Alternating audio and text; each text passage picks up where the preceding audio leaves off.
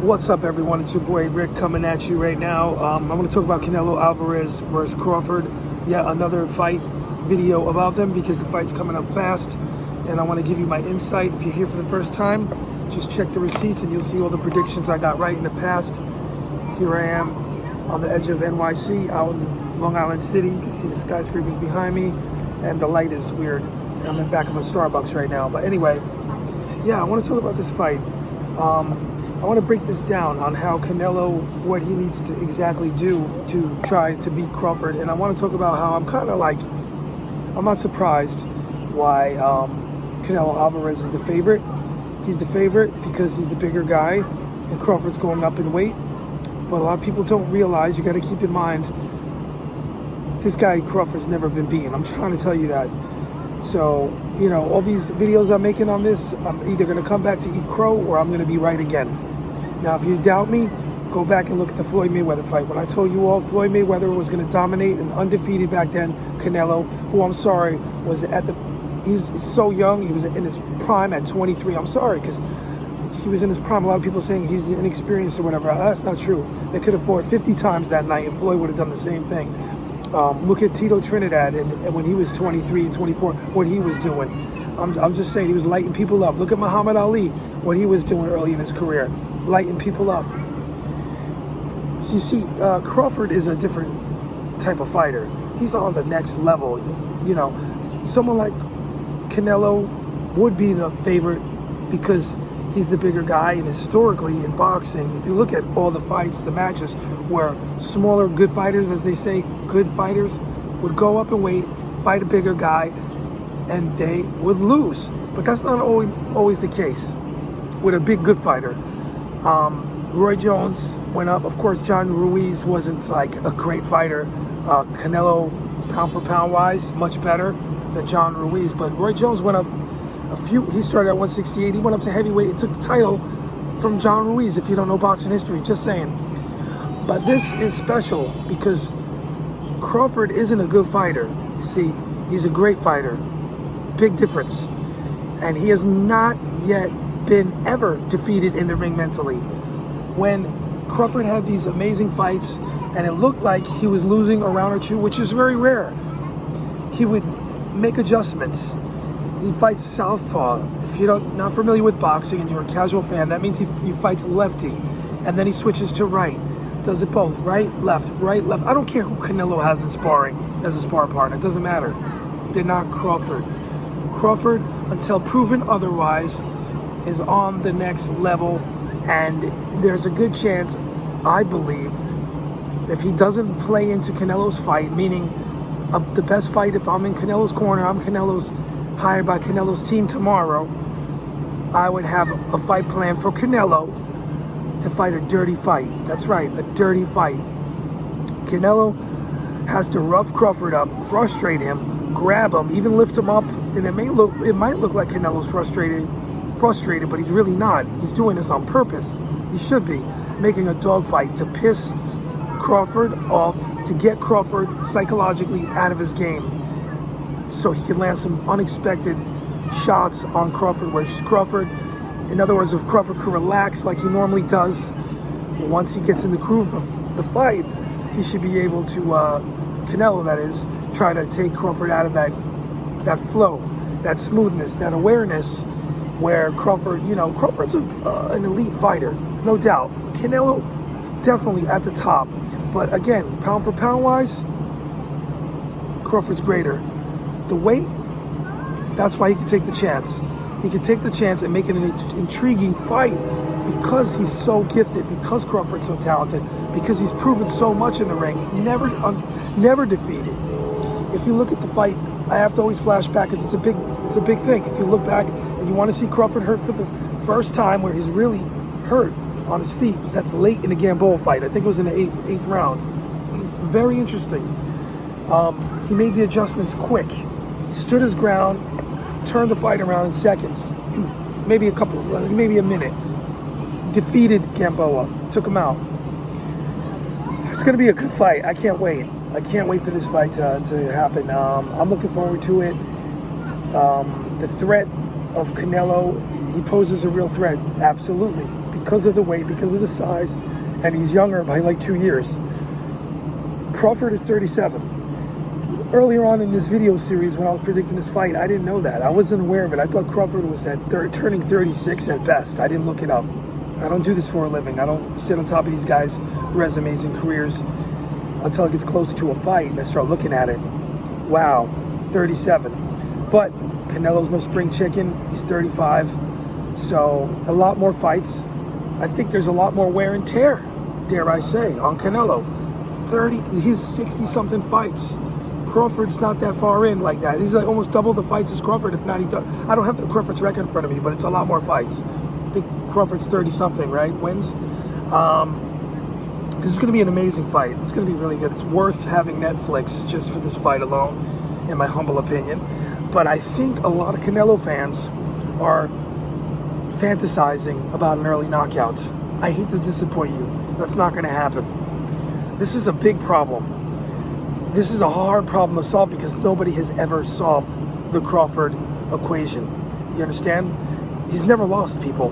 He's 37 years old. He's never had a professional loss, not even close from what I can see.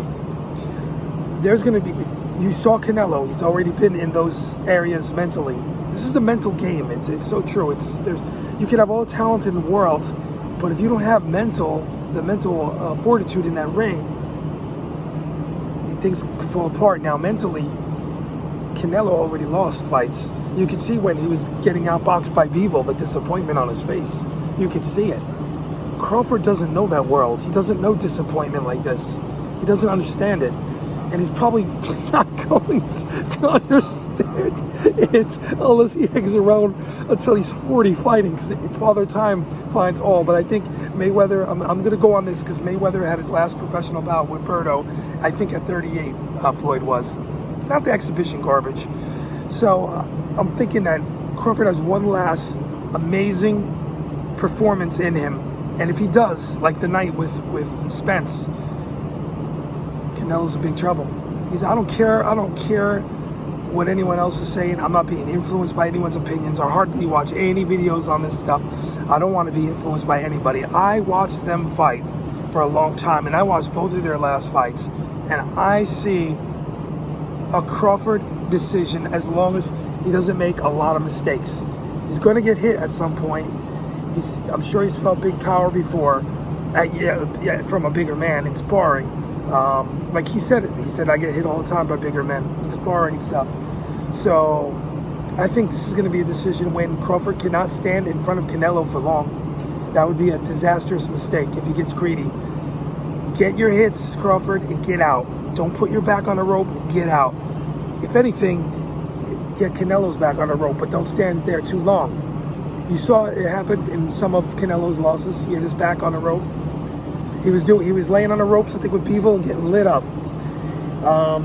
If Crawford brings his speed up to 168, the footwork, this should be, honestly, I don't want to say easy night, but he can make it a lot easier. It doesn't have to be that hard, this fight, for Crawford. It doesn't. It really doesn't. If he utilizes all his gifts and psychologically he doesn't fall into in any entrapment, any games that Canelo could set up, and Crawford shouldn't. Because he's a professional. He's been in the game for a while. He's not like 21 years old. He's not 19, or he's going to fall for these games, or try to fight, even try to entertain a Canelo fight. Like I said, a Canelo fight would be pressure, pressure, pressure, perfection, forward, motion, body, early, all day. But Crawford's not going to be standing there for that. If he wants to get a couple, toe-to-toe, mano-a-mano early, just to get a, sense of Canelo's power, I understand. To get some respect early, I understand. But he cannot do that through the course of a 12-round championship fight, or he's going to have problems. That is Crawford. So when you start to look at all the details here, and you start to play this out in your heads, in my mind, in my boxing IQ mind, even at 37, because Canelo's 35. If Canelo's 26, I don't think so. It'd be a different story, because the age would be a big factor. So they're closer in age here. They're both, technically middle-aged now. So it should be quite interesting. I'm looking for the Crawford win, okay? I want to see I think the upset's going to happen because it's an upset because the boxing odds, they're going to make it like that. And for all those people out there that run that 50-50 fight, that's a cop-out. I hate when boxing analysts or so-called boxing experts say this. Oh, my heart says Canelo, my head says Crawford. That's the biggest cop-out ever. That's them not really knowing what the F they're talking about. That's because they really don't want to commit to a prediction because they really aren't confident in themselves and their boxing analysis and their prediction skills. You can't be right all the time. You gotta put your foot forward if you're a so-called boxing analyst, a boxing writer, and you know, throw out your predictions and stick to your guns. Don't play these 50-50 games. And then I'm looking for a fight where Crawford starts to pull out front, and then you're gonna have I don't know about Andre Ward, the commentators trying to sell you the fact just to stick around and make it more interesting that Canelo can land that big punch. He's not Mike Tyson, all right? That is Canelo. He's not Mike Tyson. So you're not going to sell me. If Canelo's looking like he's losing on the scorecards going into the 8th round, should be you know, edging out at that point for Canelo to be losing on the cards, I think, unless he gets a knockdown. And I think Crawford can still get back in the game. But I think that if they're trying to say, oh, the power is there, it's looking like he's getting outboxed, that is Canelo getting outboxed by Crawford, and they're trying to sell you that he's going to get knocked out late in the fight. I'm not going for it. I wouldn't be hanging my hat on that. But if you're a Canelo fan, you got nothing better to hope for. I'll tell you what, because Crawford, a lot of people are predicting, some Crawford fans too are getting carried away. They're predicting a blowout knockout by Crawford. I don't know about that. I mean, come on, let's get serious here. Have you ever seen Canelo knocked out?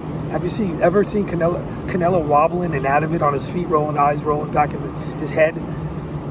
Good luck with that prediction. So I think it's going to be a good fight. I think it's going to go to distance, and I think Canelo loses on points because Crawford, I don't see him knocking out. The only way Crawford can win this is, for me, is on points, and that's what he should be trying to do. And Canelo, yes, he damn sure should be trying to go for a knockout. The bigger guy always should. Naturally, he should. But he's got to put up a relentless attack like never before on Crawford. He's got to cut the ring. A big ring favors Crawford, a smaller ring favors Canelo. Just saying. I wonder how the agreements went down with that. So what do you think? I might do a live stream later on walking through these city streets. Some nice buildings and stuff. All right, I'm out. I'll see you in the next one.